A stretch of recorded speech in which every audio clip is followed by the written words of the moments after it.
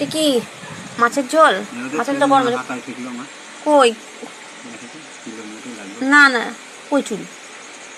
আরে চুল নেই। ভাতের থালাটা আগে নিয়ে আসো। ওইটা কি পুঁইয়ের ডাঁটা? পুঁইয়ের ডাঁটা না, আমি অল্প ভাত নেবো।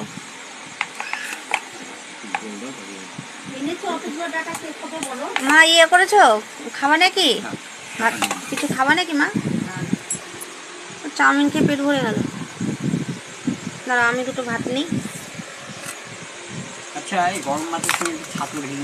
বেশ ভালোই লাগছে বলো, বৃষ্টি হচ্ছে, একটু ঠান্ডা ঠান্ডা দিয়েছে। আর আমরা ভাত খাচ্ছি এখন, বাবা আর আমি খাচ্ছি, ওরা ওই ঘরে খাচ্ছে। বাবাকে ভাত দিয়েছি।